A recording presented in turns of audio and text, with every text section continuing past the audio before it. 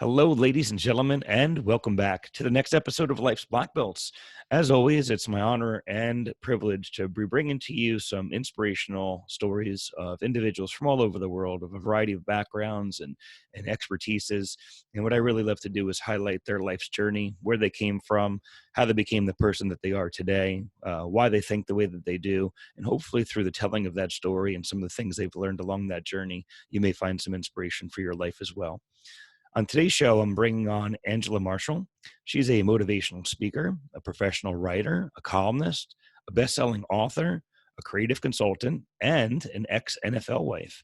And she's a business owner of In Other Words by Stone, and her autobiography, Reality to Rags to Riches, the story and life of an ex-NFL wife, is one of the books that she's featured online as well, which we'll be getting into. So without any further ado, please welcome to Life's Black Belts, Angela Marshall. How are you, ma'am? Hello. Hey, how is everyone doing? I am great. Thank you so much for just having me on the show. I appreciate it. It is such an honor to, just sit before you guys and be able to give my story, give my testimony, give my journey of being, or I guess attaining the black belt. Absolutely, for sure. So if I could, just ask you a little bit about, before we get deep into your story and your life, let's give me a little bit of information on where you come from, where you grew up, where you got your start in life as well. Yes, absolutely. I am Angela Marshall. As you mentioned, I am an Augusta, Georgia native. I am a former NFL wife that has gone through a tremendous amount of craziness, I guess, if you would, in my life. It actually started as far as like me, my eyes opening, if you would, when I was in high school. It was just something that just was not fulfilling, and I just didn't really feel like I was myself, or I felt like I was living this life that everybody else wanted me to live, as opposed to me living the life that would make me be happy or experience joy or experience peace. So then you catapult that, or you kind of mix that in with an NFL lifestyle that is fast, materialistic, monetary. And it was supposed to be one of the happiest times in my life, sort of like a Cinderella story, I guess, if you would. No, that wasn't the case. I was very, as far as like trying to figure out who I was, lack of self-esteem, just always, in a depressed state. And I couldn't understand why. Of course, what's the first thing you do? You blame either outside influences, or at the time I was blaming my spouse, and it wasn't him. It was all me. So I just decided, after many years of feeling less than, or not adding value, or having value in my life, I just decided, you know what, Angela, I think you probably need to take a look at yourself and figure out what you need to do to grow, to evolve into this person where you create your happiness, you create your joy, you create your peace, and you learn how to love yourself. Because I actually never really learned how to do those things. So from there, I just decided to pen this book, because everybody's looking on the outside, looking at me and thinking I have this amazing life. And it was not. It was just riddled with all sorts of, valleys and downs. But again, not blaming the NFL, not blaming my ex, or any, anything, that circumstances that happened, because at any given moment, I could have decided to make things differently. I just didn't at that particular time. So I penned my book, which is the story and life of an ex-NFL wife. I decided to, write the book. And then I thought I was going to go away, had no aspirations of being a speaker or talking about my life, or definitely not being, afforded the honor to be on shows, podcasts, radios. But, people were like, hey, we really like your platform, and we love your message. We love your testimony, because I now exhort people to live vicariously through themselves. The world is filled with people living through others, other standards and others' expectations, and, just societal pressure. So living vicariously through yourself is how, really, my platform, and how I'm able to sit in front of you now, and your viewers and your listeners, through that platform. Well, I love that brief summary of how you just highlighted some of the parts that we're going to dive into a little bit deeper, and I can't agree more that True happiness obviously comes from within, and people unfortunately search for it in moving to new locations, or it's in the new job, or it's in the finances, or it's always in the next thing that will bring them happiness, where you have to truly find it at your core. So it brings me back to one of the first things that jumped out at me that you said, is that when you grew up, you felt that you were living a life that other people wanted you to live, and you noticed this very young. So if you could just give me a little bit of detail about this, like what age are you talking about that you're feeling as though you're not necessarily living a life that is making you fulfilled and happy, but you're kind of trying to follow the path of others that they set for you? So that would have been probably at the age of 7 or 8 Okay. until about 12, when I just started feeling like an outer piece, or puzzle piece, if you would. And I talk about how being a light skinned female in an all African American environment was very, very difficult, especially in the early 70s. And so nobody really looked like me. I didn't look like, I didn't look like them. They didn't look like me. And there was always this standard of like different things that they did, whether it's with their hair or just different things they liked that I did not, for whatever reason. And so I always felt like this oddball trying to fit in. I mean, like, for God's sake, at the time when I was younger, I had really, really long hair. And, some of my cousins or best friends did not. I literally tried to cut my hair at like age 9 just so I could fit in. So it was like it began this spiral of me trying to be accepted or be liked by others, as opposed to just really feeling good or liking myself. I don't know why. It's just I think because when you are the single piece, or you're the one that appears to be the oddball, a little different than others, you feel like you don't fit. And then other people look at you as if, okay, well, yeah, you don't fit, but we want you to conform to how we look, or what's acceptable in our space. So right around between the age of 8 and 12, I was like this basket case, or of a shell of a person trying to be what everybody wanted me to be constantly. So yeah, between the ages of 8 and 12. What is it? I mean, just have to ask you a question, because I have friends from every possible background in the world, and I don't know, maybe it's the way I grew up, but I always just see people for, who they are. Either you're a good person, or I like you, or I don't like you, and everything else is Yep. kind of superficial. So Yep. I hate labels, and I love, I grew up in a Reformed Jewish home. I'm not super religious now, but like no matter what the label is, everyone seems to kind of put you into some kind of a box. Hmm. And I hate that. I just like people to be people, and just, celebrate each other's differences. But why is there that separation even within your own community, to ridicule levels of darkness of skin even amongst your own, family and neighborhood? Like that's just, I don't understand that. I think What do you think that is? Yep, I think a lot of that just has to do with how people feel about themselves, and then they project it onto you. So I'll give you a good example. Like, when I was not as confident as I am today, I would look more critical, or have a more critical eye or judgmental eye on others. Now I actually see people through light, through love, through my mistakes, through my experiences. So I don't project what I think they should be, or what I think they should wear, or and I'm like you, I don't see color either. I don't see color, I don't see religion, I don't see ethnicities, any type of background other than the person themselves.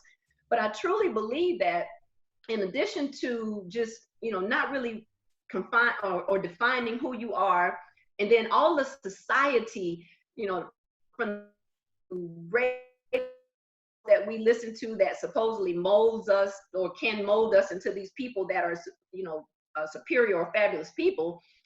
I think that when we look any place other than to ourselves or inwardly, it's like a recipe for disaster. And I believe that that's where it starts. I really do, because now that when I'm faced with people that either try to heap their negativity on me, or their doubt, or rumors or gossip or whatever, and they have no idea who I am, which I get that a lot, Eric. I mean, like, the minute people say either the story and life of an ex-NFL wife, ding, ding, ding, there's like a gazillion stereotypes from that. Or just from my looks itself, there's like a gazillion, stereotypes from that. But I think that when we learn to really love ourselves, like ourselves, really define who we are, look, beyond all of the outside garbage saying I'm supposed to be this size, or I'm supposed to look this way, or like this, or walk this way, or live this way, or drive this type of car. I think when we get past all of that, then you actually love yourself, you like yourself, and then you can just see people, or you can appreciate people for who they are. And I will say this, I really like your statement when you said, I look beyond the color lines and either I like you or I don't. And that's true too, because for me, it doesn't matter. If you're a person with a good spirit, a great heart, and want to be in service for others, I like you. If you're not, I don't. And it's okay, because I'm just not going to let you operate, within my space. I'm not going to give any energy, any effort, or any engagement your way, period. Well, I love that, because if you are a product of who you surround yourself by. So if you're around positive, like-minded people, it helps uplift you. And if you're around a lot of negative people, and unfortunately those negative thoughts are even when you're successful in life, for some reason, whether it's eating well, exercising, making money, doing good in business, there's always people around you that for some reason feel obligated to try to take you down instead of like celebrating it, whether it's their own opportunity to kind of reflect and look in the mirror and realize where they are in life. So instead of trying to say, hey, I'm inspired by this person, let me try to aim to follow that same path for myself, they instead try to bring you down so they don't have to work so hard. And I wonder all the time why that is the common thread that people follow. Now you have this wonderful energy now. Was this what you were like as a child, growing up? I know it was rough for you, feeling like you were singled out and didn't fit in all the way, but were you able to find, this uplifting spirit early on? And did that influence come from anybody in your family, or is it something that you just found from within? I will say this, I have always been the belle of the party. I've always been the light, I've always been upbeat. And I think that a lot of that is why people perceive my life as this positive penny, sort of, I guess, or like everything is always roses, and it's not. And I think the green-eyed monster then comes into play, because it's like her life, like she just seems too happy, or she seems too like nothing is offending her or bothering her. Well, obviously at that particular age when I was younger, you don't really know. There's this innocence about you where you think everything is great and everyone is great. It's only when life hammers you and beats you and you start taking a couple of falls and failures, then you start to realize, okay, maybe I need to do something a little different, or be a little bit more aggressive with with my life. But from a child, I was always bubbly and happy-go-lucky, and I really tried to include everybody. It's just that everybody did not want to include me.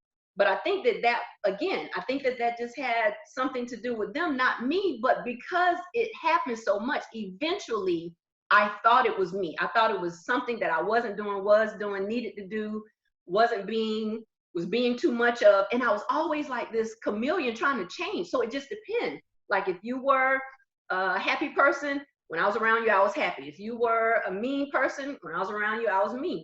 If you didn't study, because I went through that period also. If you didn't study and you were class clown, and I didn't study, I was class clown. And then, and I got with the smart kids. So I was just all over the place constantly, from childhood to teen, even to, I will say, maybe young adulthood also. It was just one of those things where you know, You're trying to figure out who you are. I was tormenting myself. It was Yeah. awful. And I will say, now that I speak to other mentees and the youth, that's like the first thing that I tell them. Be yourself, respect yourself. Now, obviously, that's if there's some things you need to do differently and you need to change and do better as a student, as a son, as a daughter, as a sibling, do that. I'm not saying just remain a jerk or have jerk tendencies. But as far as, if you like the color red, rock the color red. If you want, purple in your hair or whatever, and that's something that makes you feel great, go right on ahead. I mean, it shouldn't be a stigma for someone to think that you're less than, or you don't add value, or that you're weird, or you don't matter just because you're choosing to identify with what makes you happy or what makes you feel beautiful. So yeah, I struggled with that a lot. And then you couple that when I went into the NFL, because what is the NFL filled with? Stereotypes of what the wives, what they call them, wags, wives and girlfriends. What are they supposed to look like? So, I'm battling, trying to get out of that from high school, from middle school, high school, and then I'm thrust into it in the NFL lifestyle where my wage is fluctuating up and down. I'm, all over the place. So yeah, I tell you, if anyone deserves to earn a black belt, it would be me. It would be this chick right here, because I have really been through a lot, not because of other people, definitely just because of me. Because at any given time, I believe that I could have retrained my brain, reprogrammed my mind, stood strong in who I was, and just not allowed outside influences to impact me. But I did. So I know I want to get into this big transition you had into the NFL life, but prior to that, I'm curious of like who or what you wanted to be when you were in school, when you were younger, in high school. What did you see for yourself as as a future career? What were your hopes and aspirations at that time? In high school, I actually wanted to be an actress. I Okay. wanted to be this supermodel where, did not want any children. I have two. I have two amazing children, two adult amazing children. But yeah, I wanted to be an actress, a model. Like I wanted, because I could do, or I was in a lot of the school and church production and plays, and I was really good. Again, I was like this drama queen that could light up any stage, and just had the opportunity to deliver speeches or songs or different scripts very, very well. I've always been a really, really good storyteller. So that's what I wanted to do, or that's what I thought I was going to do, until I met my ex-husband at the time, then boyfriend. And life just kind of changed for me when I met him in high school. It was then, it became all about him, all about, you know, fueling and feeding into his dreams as opposed to Mm. mine. So you guys were high school sweethearts at the time, and Yes. I assume he was an active player for the high school. Yes. And He was was a he? standout player for the I'm high assuming school. he was noticed right away. Was he recruited right out of high school, or was it later in college that he was discovered? Well, yeah, in college he was recruited. From high school he was recruited by the University of Georgia, so he actually was a standout UGA Bulldog. And then he went undrafted in the NFL in 1992 because he broke his leg his junior year playing collegiate against LSU. Okay. And then from that, he was able to continue and eventually became a part of the of which NFL team? So he played for the Denver Broncos for 3 years, and he played for the New York Giants for two. Oh, okay, my Yeah. hometown Yeah. team. Yeah, when you mentioned Ramsey, New Jersey earlier, I was gonna tell you, yeah, we went through there quite a bit, because we actually lived in Mahwah, New Jersey when we were up there. Okay, yeah. Well, I went to school in Montclair State, so I lived in North Jersey for quite some time in that whole area, but from the Jersey Shore area. So that's where my wife's family was, and where we wanted to kind of settle after many years in North Jersey. Different lifestyle up there, a lot more hustle and bustle. We wanted to kind of get Yes, closer to trees and to the beach, which is where we are now. right. So, that's tough, but understandable for someone that, at the time is in love and supportive of their spouse, to see an opportunity to, support them and guide them. But I also understand how you can get lost. Your identity can be lost within that. When it first started, it must have been, especially at a young age, very exciting to realize that this was happening, knowing that, money and fame and things like that would be coming. So, what were those early years like? Did it start off good, then take a turn, or was it rough right away? Well, I will say this. I write in the book that when my children and I, at the time, I believe they were either 2 and 4 or 3 and 5, and we were at the airport, and I was crying like a baby. I mean, snot crying. You would have thought I was going to a funeral, not getting ready to go into this Cinderella-like NFL world. because again, I just was not confident. I was not a sure person.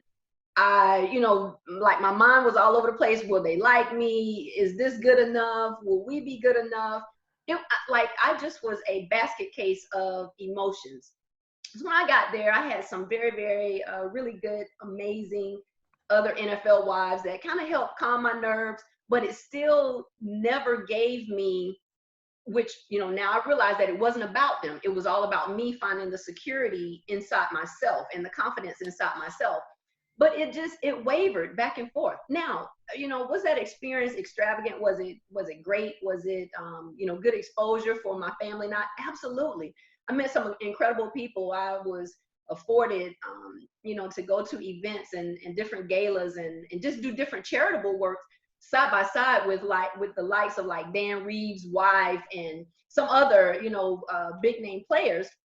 But it's just when you are just really shallow within yourself and you don't know who you are, what you want, your whole life is just miserable. Like I really felt like I was robotic, and like there was people pushing my buttons through different stages of my life.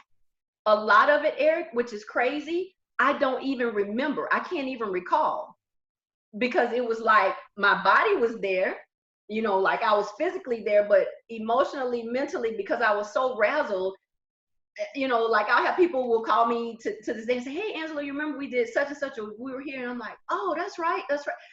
Because it's just like a blur. A lot of it is like a blur to me, because I was not executing through my life, walking and talking for myself like I am now. Like I make it a point to really be present and in the moment with whoever I'm with and wherever I am. I wasn't doing that then. It was just, okay, Angela, you got to be here at this time. Angela, you got to get up. You got to get the children ready. Angela, you have to be a supportive wife. And I will say, at every step, Arthur was really trying to get me. That's my husband, my ex-husband, Arthur Marshall. He was really trying to get me my own identity. It's just that because I was so emotionally low and just mentally torn, I was not proactive. I had no initiative. I had no drive. I didn't have anything. What, other than, supporting him at that time and being an NFL wife, which you keep using the word, right? It's what were you doing, if anything, for yourself? Nothing. Nothing. Literally, I was living for our children. I was living for him. And then like other friends and family members that needed things done because of, the position that I was in, I could help them. Right. But But during that whole 5 to 6 year span, Eric, I did not live from 1992 to 1998. I did absolutely nothing for myself. It was always for others. That's why one of my major topics when people invite me to speak is live vicariously through yourself, because I did not. I lived vicariously through others, but now I exhort people to live vicariously through themselves. so you weren't pursuing any interests or passions that you Nope. had at the time. Nope. When did things come to a head for you where enough was enough and you knew it was time to make a change? And then during that process, was it a darker time? Obviously when you have a marriage and you have children involved, it's anyone that's listening to this that's been in these situations, and of course I have friends that have been through it. Mm-hmm. It's a challenging and difficult life-changing decision to make, to veer to the right or to the left. So talk just briefly about what that was like for you. Absolutely. In 1999, when I decided to file for divorce, I was tired of me. I was tired of him. I was tired of our situation. I was tired of not being happy, not feeling fulfilled, not being my best for our children. I talk about how I always encourage them to speak up and speak out and be their own individual selves, and then I wasn't doing it. So just taking a look back from that and just how empty I felt, I decided at that particular point that I would start doing some things for Angela. Now, was he collateral damage? Because it wasn't like he actually my ex-husband brought those things on. It was me. Yeah, I would probably say that he was, because I just, I decided that I needed to make some changes for myself, and I could not do that effectively by his side. Was there an opportunity for you guys to make an attempt at going to counseling or anything like that, or And that we was that? did. Okay, Yep, we didn't work did. We out, went. Yep, we went to obviously. counseling, but I was never there. Like emotionally, mentally, I wasn't there. So it would not have mattered if the Dalai Lama or whoever, Martin Luther King Jr. could have counseled us. It was me and just my inability to, want to work through and work on our relationship. It just, nothing really mattered to me at that particular time. I mean, I went from being suicidal, almost going through with it, and my daughter actually burst through the door one day and saved my life. I went from that to really taking a deep look and a long glance at myself in the mirror one day and saying, "This is not what you were created and you were formed and you were brought on this earth to do. To be, just this doormat or just be depressed and not live a fulfilling life." And I decided at that point, and that was in 1999, I was like, I've got to do something different in order to not just make a mark on the world, but even just for myself. Like I wanted to do something for myself because I hadn't done that. So what was the next step after, making the final decision, and talking to your husband at the time and your children and family about it? What was the transition like? Oh my gosh. So it was really scary because going from an NFL wife and NFL lifestyle to now I have to be, the provider because he gave me child support, but that was it. I didn't ask for alimony. I didn't get half his 401. I didn't, all this other stuff that people fight back and forth with. I didn't do any of that because I was just sick and tired. I was tired of me. I was tired of him and I just wanted out. But when I put a deposit down on my first apartment by myself, it was overwhelming.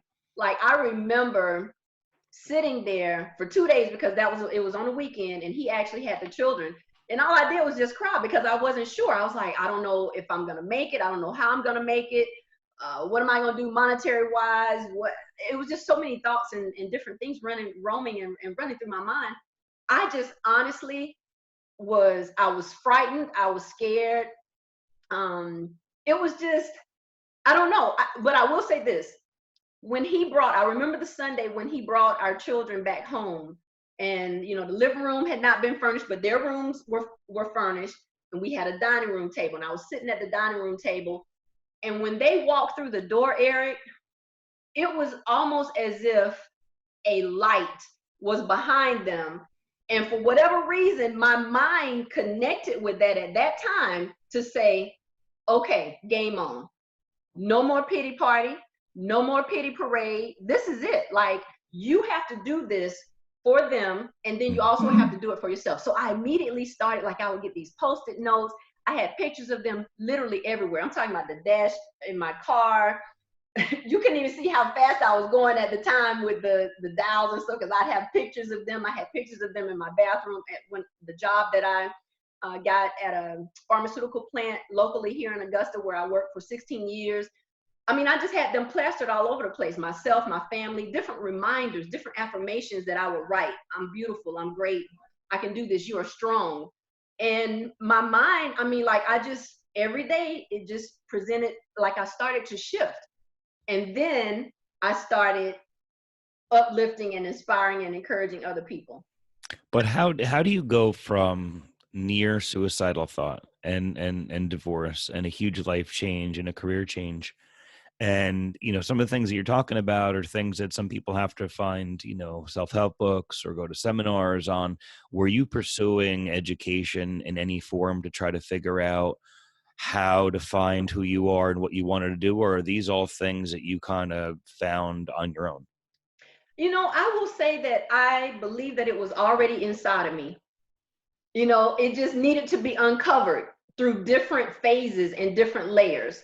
Because no, I did not have aspirations to say I'm going to go be a journalist. I'm going to fulfill this dream, being a writer, being a creative writing consultant, being a speaker.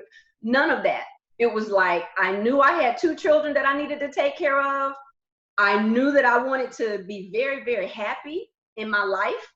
I knew that I wanted to just live like I had not lived prior to that. taking breaths and functioning is not living. Mhm. So I just, like I made a conscious decision. I have to do something different. And that something means putting myself out there, doing everything possible to make sure that any negativity, any doubts, any issues, or circumstances that come that are not favorable, that I fight through them. I fight over them. I fight around them, under them, if at all possible. They were not going to ever beat me again. It's just incredible to hear that transformation, happen on your own. But it's true because everything is within, and everyone always points fingers and blames everyone. Not everyone, but a lot of people Yes. blame everyone around them. And one of my instructors, I've shared this before. A quote that stands out to me is like, every time you point your finger at someone, you have three fingers pointing right back at Right. you. And I was like, wow, that's pretty intense. So it's one thing why I love, like, martial arts, for example, because team sports didn't draw me in. I've always been very athletic, but what I didn't like trying, baseball and things like that is that when I did well, everyone liked me. But if I messed up, it's like, oh, you messed up for the team. You made us lose the game. And I was like, I don't really like that feeling. I like that if I'm succeeding, it's because I put the work into it. And if I failed, the one guy that's going to hold me accountable is the dude I'm seeing at the night in Yes. the mirror.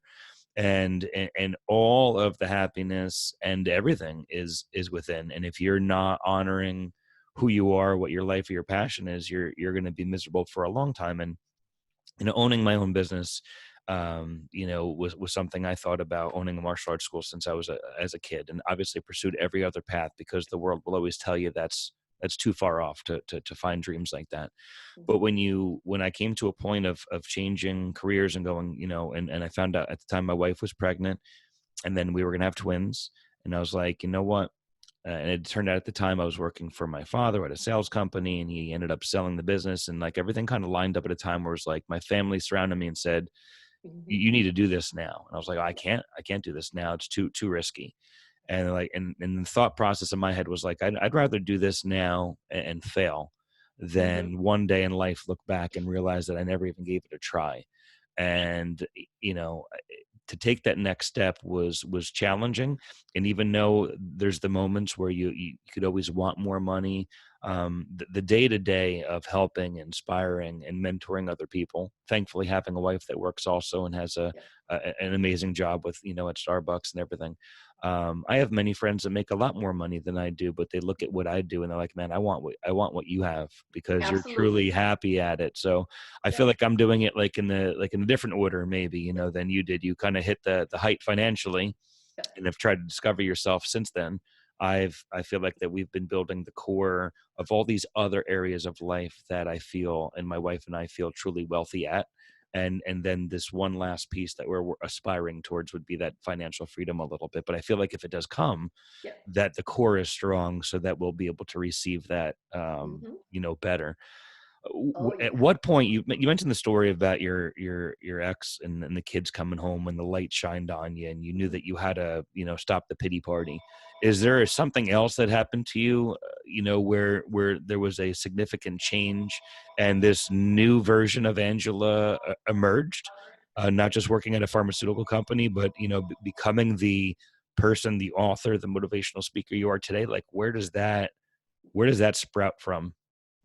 Well, I've always given energy to other people. I've always been, this positive ball of optimism for them. I just never really done it for myself, if that makes sense. Hmm. So, it was inevitable that at some point in my life I'd be exactly where I am and who I am today. Because I think, what's that cliche where you can tell other people what to do or give them advice, but it's hard for you to take it, for you to for you to Right. apply your own advice.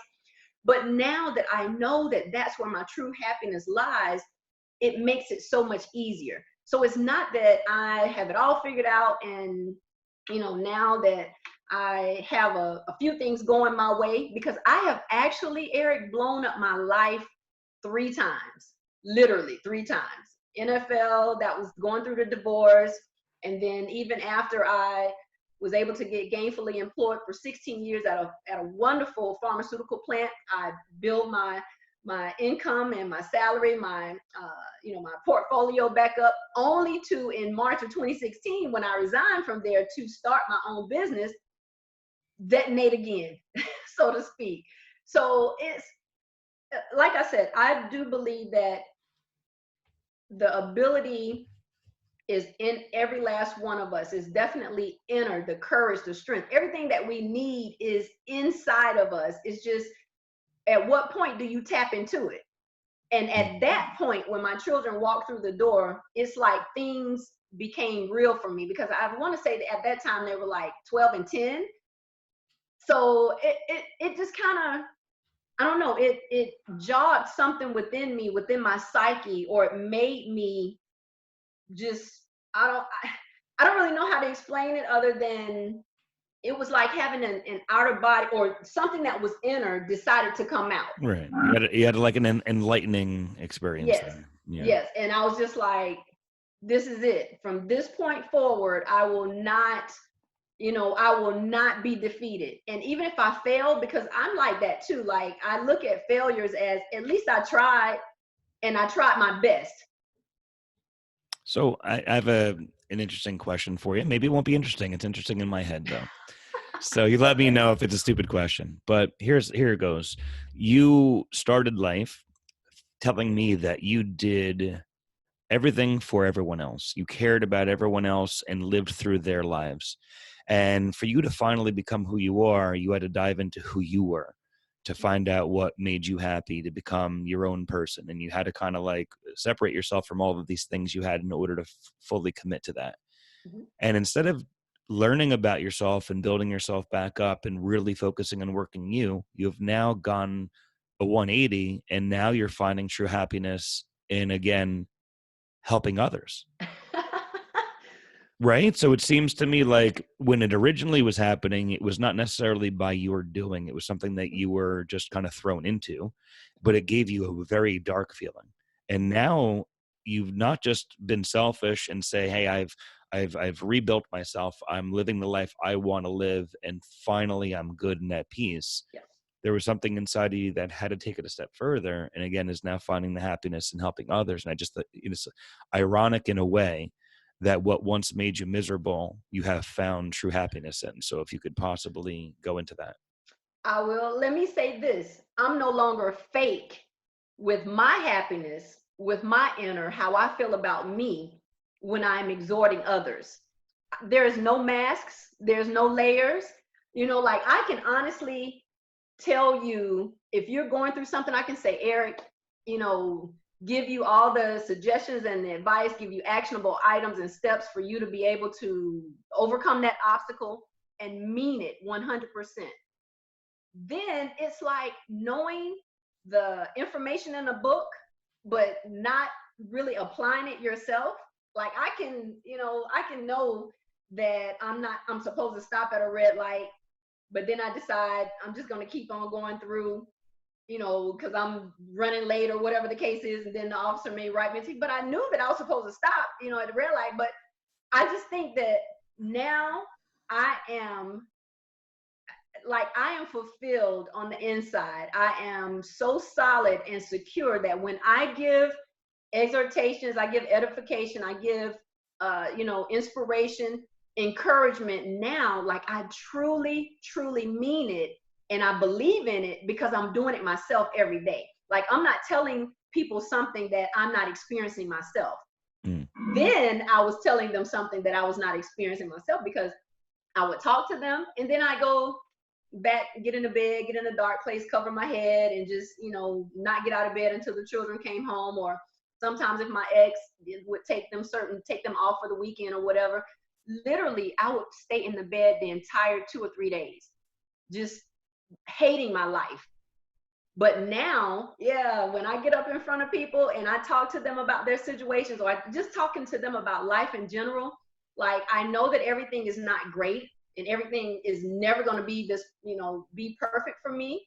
But my outlook is coming from a place of genuineness and realness, and it wasn't then. I was just, pretty much faking the funk, trying to make them feel better to Right. go through their situation. So it was finding your true self and sincerity and being Yes. genuine and putting it out there, whether people liked it or not. It's like Hmm. coming out into the world and going, hey, this is me. And if you buy into that, then cool, surround yourself with me. And if you want to throw some stones at me, then you could go that way, because I have no room for you in my life. And then that seems to be like that freeing moment for you. What are the things that you love talking about most? Because obviously, like, you relate back to a story, right? But what do you like to speak on most? What are people coming to you most about? And or what is the life wisdom and message that you're really trying to deliver right now?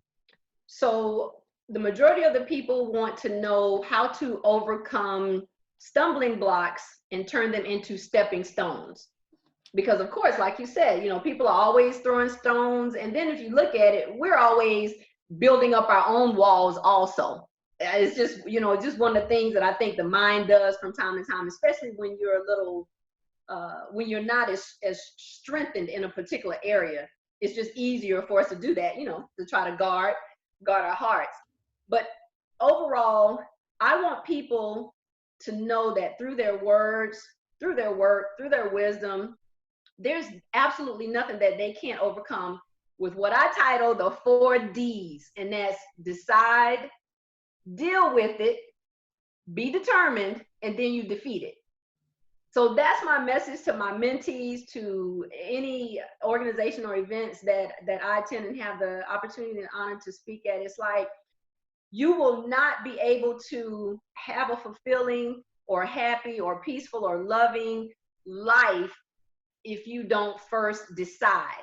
Like, you have to make a decision. I'm tired, or I'm gonna go for it. I'm gonna cut this out. I'm gonna remove this. I'm gonna delete whatever in my life. You have to make a decision, and you can't waver on it. And then be ready to deal with everything that comes along with it. Because a lot of times I think people feel like, well, I made a decision. I said I'm gonna start being strong. Well, then the attacks are gonna come, or different things, attempts are gonna come to continue to suppress you or to weaken you. So you have to deal with everything that comes along with that. So it's decide, you deal, and then you have to be determined, not giving up. A lot of times, I'm gonna be honest with you, Eric, I do not want to deliver speeches and feel, or just messages and to people when I'm not in my right frame of mind, because I feel like I'm shortchanging them now. See, back then I didn't do that. It was just like, I just want to pump you up and it's okay.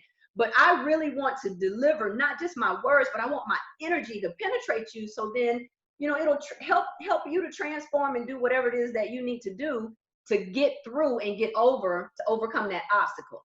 So I'm looking at everything from a mindset of, how can I impart wisdom into you so that you go is inspirational to implementation. Anything that can help you or help that person better themselves, better their lives, take it to the next level, living vicariously through themselves. How do you convert downs in life to wins? And these are all things that I've done and I'm doing successfully. But I don't mind being, out front and being truthful and being honest. Before, I just wanted to talk to you about your situation and, give you some pump me ups to help you get on through, through the next day. But now it's like I'm really connecting with people by putting my story, putting my journey, putting, different failures, failing out there and helping them to overcome, and then giving them hope. Because, as I mentioned before, I've blown my life up so many times, and I'm sure I got a lot more times to blow it up for things that I want. And, it doesn't come easy. That's not how life is designed. Yeah. Wait, I think people in general, and I find this with my students and myself and our friends, that people have such a negative look at failure. And Mhm. it's like, relating to this, obviously, because it's my podcast, so I call it Life's Black Belts for a reason, because I try to relate the parallel of martial arts. And you will not succeed unless you accept failure. You'll not succeed unless you know you're going to have uncomfortable challenges, physical challenges. You're going to have to get yourself out of the bed. You're going to have to work and have life and still try to go, where do I really want to go today? Because I should do my laundry right now. There's going to be constant excuses you have to overcome and feeling tired. There's always going to be people around you that are succeeding faster than you.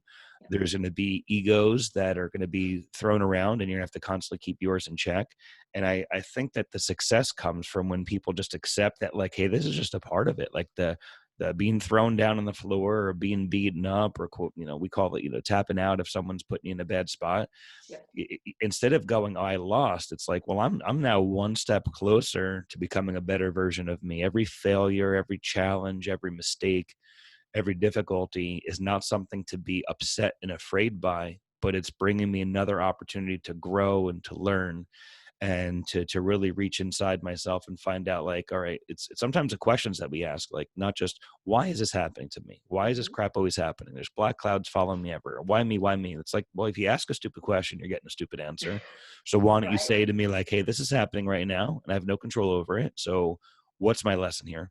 What am I supposed to pull out of this? What am I supposed to learn from it?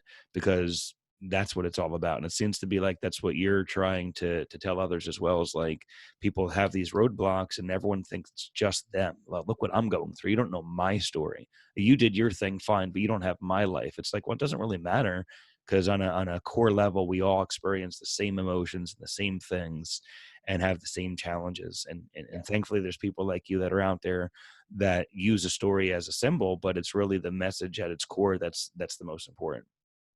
Absolutely. Which is another reason why I use the platform, The Story and Life of an Ex-NFL Wife. It's not for vanity. It's not, for people to say, oh my God, that was probably filled with yachts and wine and red bottoms and whatever else. That's not my story. My reality is I was in a lifestyle that had an abundance of lack. I mean, constantly. Even though Mm. around me in the pictures that you saw or videos that we took and whatnot, of course, it's supposed to be, it's supposed to look like, oh my God, it's so glamorous and it's so Mhm. amazing. In which it was, it had parts of that also. But for me, I really wanted to just come out and share my journey with others, just to let them know that, you're looking at TV, we're looking at these different celebrities and people in positions of power and status, and we're wanting their life, or we're thinking everything is so great because they have commas and zeros, and it's not. And again, it's not that I am denouncing money, or I'm saying, oh my God, this is a story in life of every wife or celebrity. Nope, not at all. I'm just speaking from me and from my heart. And I just wanted to share it because so many people were assessing this fabulosity of a life that they thought that I had, as if I had no problems. But I wanted them to see, well, yes, this was fabulous. This is great. But also here, these are some of the things while I was, enjoying this great and fabulous, these are things that I was going through in my life also. And just give them just hope, you know, because we all do. We all go through, whether it's emotional, mental, physical, spiritual, financial, social, cultural, economical, different, different areas in life, where at different times we're like, oh my God, it's such a overwhelming problem or issue. But you come out, like you mentioned, you come out stronger, you come out better as you conquer and as you defeat each one. And that's really why I'm on platforms, why I'm on stages, why I take the opportunity to just share my story. So if, again, it's, you talked about the 4 Ds, which I really love how you break that down.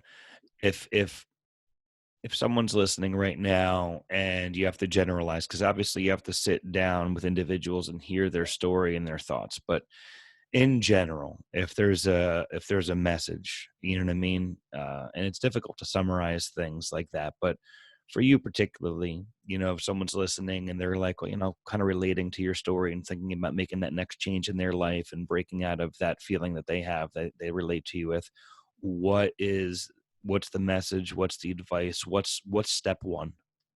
Step one is defining yourself, because when you define yourself, no one can confine you. That's so important. Define yourself. What do you want? What do you like? What do you need? What do you don't need? What does love look like for you?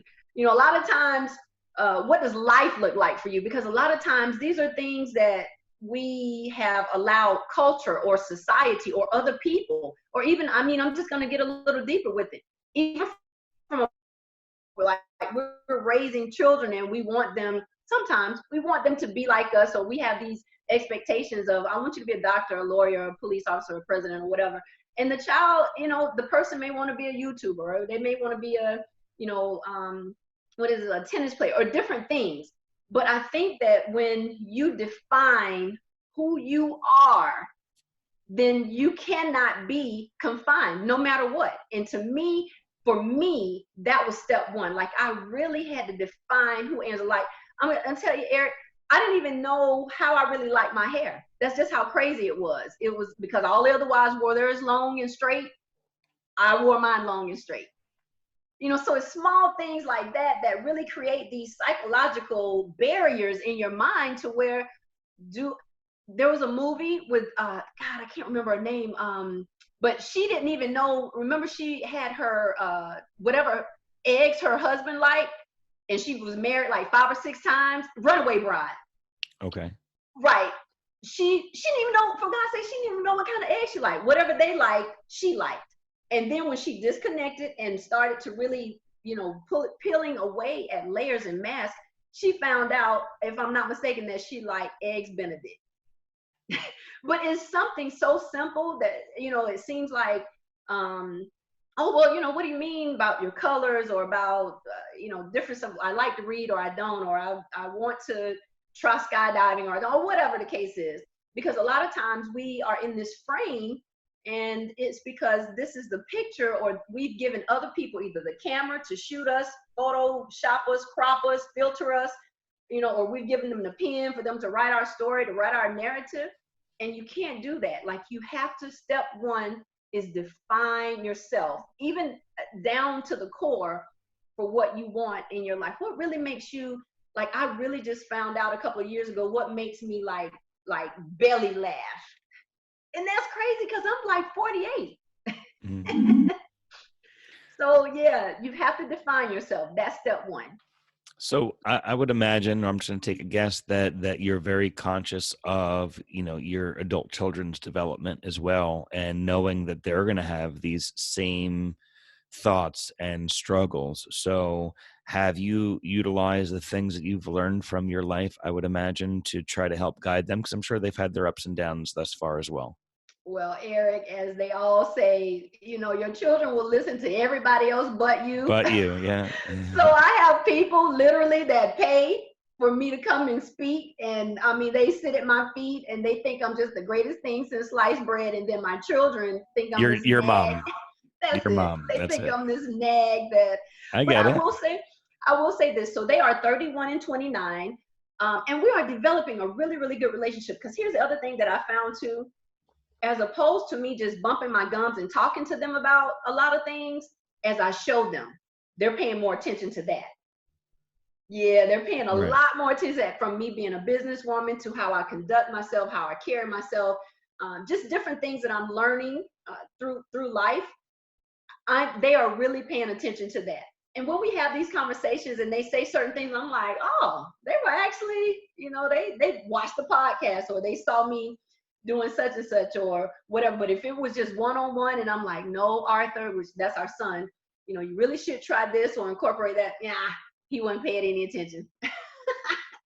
So for me, it's more just about being who I want them to be. It's about, especially in a from the perspective of, I know they're going to be their own individual self, but just being a good person, being strong, being dedicated, being loyal, being faithful, all of those great verbs and adjectives, and everything that makes a person successful. And so now they're seeing that, like, they're seeing me when I fail. They're seeing certain things that break my heart, and certain headaches and different things that I go through. And a lot of stuff that I bring on, I heap on myself. Like, I'm more forthcoming with them too. And I tell them, no, they had nothing to do with the vendor or with this person or that person. That was on me. I made the mistake, and then I have to correct it. So it's all, for my children, it's all about showing, not so much as telling. Right. Well, that's, I think, the hardest thing for people to realize, that they have to be honest and admit especially to their kids when they made a mistake and when they're wrong, because then they realize they don't have to always put you on a pedestal as like the perfect person, because then they make a mistake and they're like, something must be wrong with me because my parents are perfect. So Right. hearing that there's struggles and there's challenges and you learn from it and you make mistakes and you woman up or man up to it and make a change. Actions, obviously speak much louder than words. So I Absolutely. couldn't agree more. And, I could relate totally because, here at the school, Yeah. parents look at you a certain way and students look at you and you have this title and you're a master Alders and, and to my kids, I'm dad, and to my wife, I'm Eric. You know what I mean? Yeah. That's just something that I do. And to other people, they see out in public. And when my kids have been with me at a mall or at a supermarket and someone runs down the aisle and stops and like bows into me and I'm like, it's cool. Like we're just at the store Right. person, or Right. they're like, why are you wearing jeans? I'm like, I don't live in a martial arts uniform all the time. You know what I mean? But they look at you that way. That's what I realized early on. Like, well, you become the postman, the teacher, the fireman, you're like the symbol, Everything. and then with that comes a lot of responsibility. You know what I mean? To try to lead by example and live your life Yep. a certain way and tell them that that you make mistakes, or, they see the tough side of me, but also when we have certain events and involved in charity in our community, they've also seen me in tears. And, it's okay to show them that vulnerability. And I don't feel embarrassed or shy by it because it's, Nope. it's, it's who I am. You know what I mean? Yeah. And again, that's showing them through action. So even if people don't say it, maybe they see it and they look at it with a level of respect and understanding. So That's what's, right. what's your next goal, mission that you're on, the next thing that you're looking to achieve? So I am actually writing my fourth book, which is going to be motivational, inspirational quotes and sayings that will take people to a higher level. It's going to be a more in-depth look for truths, different things that I've gone through and experienced. And I mean, it's like I am not holding back. Some people, they don't want to tell the ugly or the bad. It's like, I just want you to really see the shine and the glitz. Well, not me. I actually want to put everything out there so that it will help change people's lives. Long gone are the days where people pay or buy a book or whatever, for me, that is, and the brand and business that I'm building, where it's just all about money. No, I want your life to change. I want to be able to help you. I want to be able, by any means necessary, through my life, for you to be able to, just apply some principles, tweak them a little bit, or maybe a lot for your own, and better your life. So I'm working on my fourth book, as well as I have been invited on an author tour. Haven't decided if I'm going to make that leap just yet, because I'm also a ghostwriter and I have several clients that I'm helping tell their story. And, then like you and I talked about earlier, having to manage time for family, for faith, and different and fun, putting some fun in there. It's a lot because, you only get 24 hours, and I try to maximize my time.